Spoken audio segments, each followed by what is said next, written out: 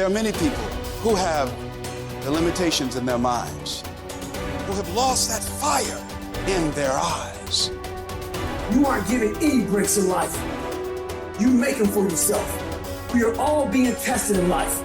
And how you face that test determines the rest of your life. There's a lot of times where I don't know how I'm gonna move forward, but I ask myself one question: can you take another step? And that answer is always yes. Wherever focus goes, energy flows. So why don't we tap into that power now for your business and life? The part of beginning to get unstuck, you've got to decide that the behavior pattern that you have adopted doesn't work for you. You've got to change your strategies, and changing your strategy means reinventing your life, recreating you, and you have the power to do that. You want to take responsibility for your life. You can decide that you're going to change, that you're not going to be a wimp. I got me here, I can get me out of this, and I'm getting out. It's not easy reaching your dreams. It's not easy to achieve a happy and fulfilled life. It's not easy getting up every day, fighting, going through the daily struggles, getting rejected constantly, getting laughed at all the time, going through trials and tribulations, facing the pain of defeat over and over again. It is not easy, but if you do it, it is worth it. See, when people ask you, say, how you doing? Even if you're having some difficult times, say, I'm blessed and highly favored. Because anytime you wake up and you don't have a white chalk outline around your body, it's a great day. You got to tell yourself that no matter what gets in my way, I'm going to keep going. I'm going to keep moving. I'm going to keep winning. I'm going to keep surviving. It's everything that you want, because you went through that pain of that journey. It felt like he wanted to just knock you down and say, you know what? You can't do it. Understand that it's going to be trials and tribulation. That we'll have storms, but they will have sunshine after the rain. But that depends on you and how bad do you truly want it. Nothing in life will hold you back if you trust in yourself and you trust in the process. And at the end of this race, guys, you're going to be more capable. Through that effort, builds the character, the person you want to be at the end. Accept that.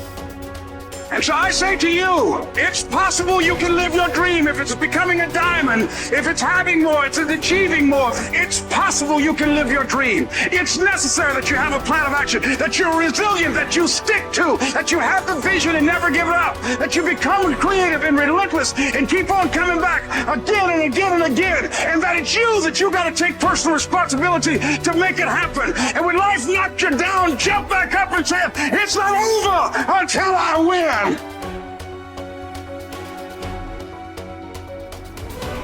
What does success look like?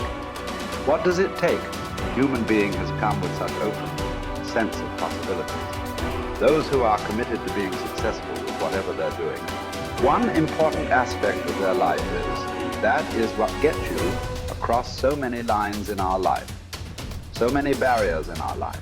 This happened in your school, maybe later in your university, later in your work. It's happening to people, maybe not everyone, but to a whole lot of people. Their commitment to success is weak. They want to succeed.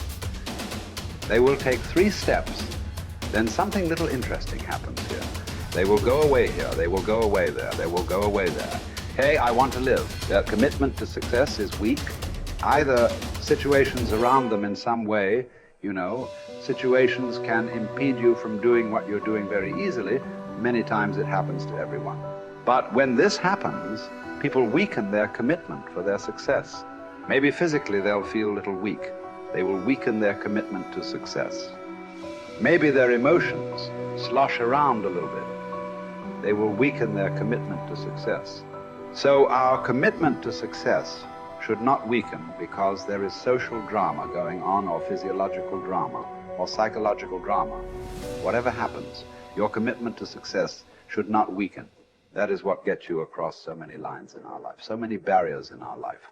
So what does success look like? What does it take?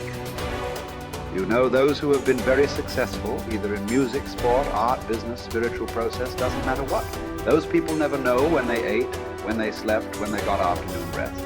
I have not seen such a thing in my life. So those who are committed to being successful with whatever they're doing, one important aspect of their life is they're not settling down where it's very comfortable. Because comfort will happen when they lower you to the very, very comfortable. Have you seen how comfortable they are? Once they're dead, if you throw them there also, they're comfortable. If you lower them, they're comfortable.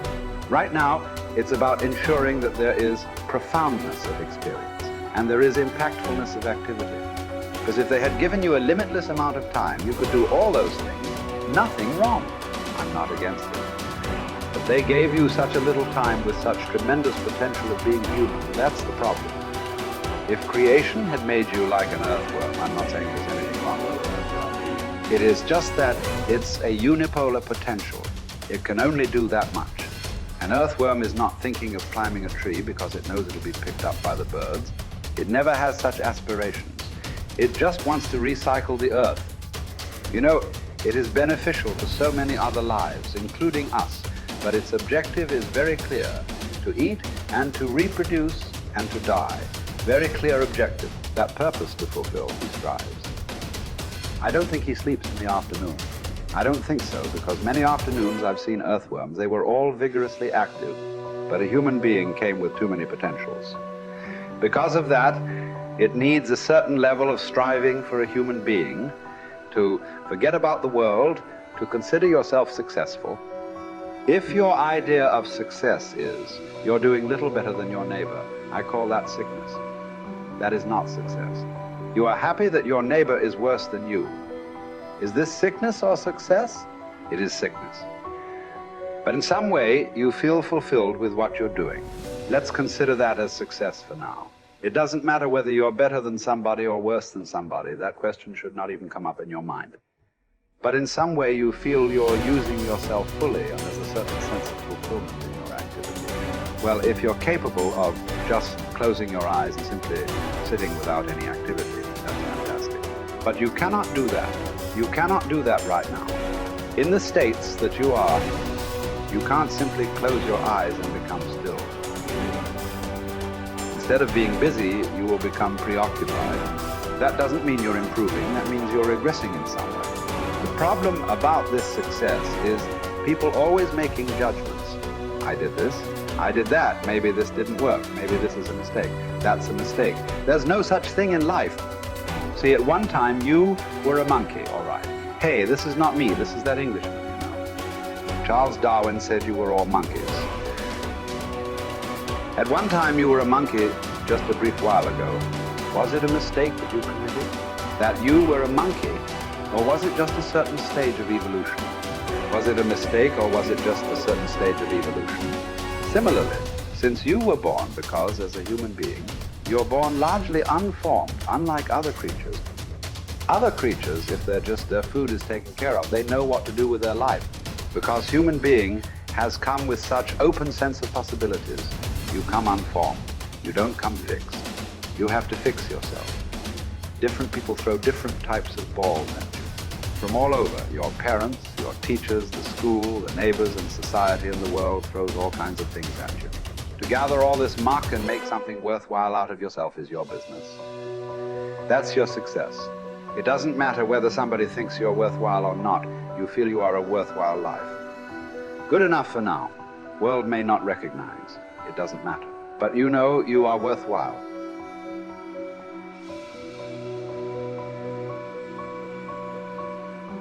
It's hard to say what the soul means metaphysically because, say beyond the confines of a single human being, we do have this sense that the soul can expand itself into something that's greater than it has been. It has this capacity for growth.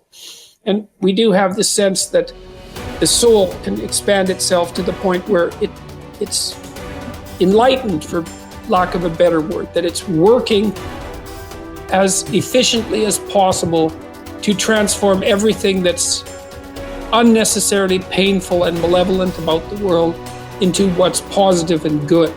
And that it does that as a consequence of confronting the world with courage and truth. And I think that's right. And I do think that means that the soul participates in something eternal, which is the attempt of being itself to transform what's unnecessarily painful and malevolent into what's good, and that human beings actually do participate in that, and that that's part of the reason that our ancient tradition insists that we're made in the image of God. And I think that it's a mistake to underestimate the importance of that, because I don't think that you can live a life of sufficient profundity to protect yourself from being corrupted by suffering and malevolence without adopting a responsibility that's commensurate with that set of ideas. I think that you either orient yourself upward, to the star above the horizon, and try desperately to improve the structure of being, or you work at counter purposes to it and make things worse. I don't think there's a middle ground. In fact, to the degree there is a middle ground, it tilts towards the negative, because people who try to occupy the middle ground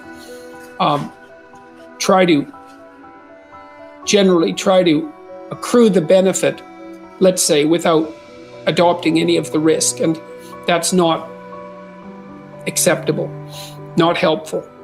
So that's a soul to me.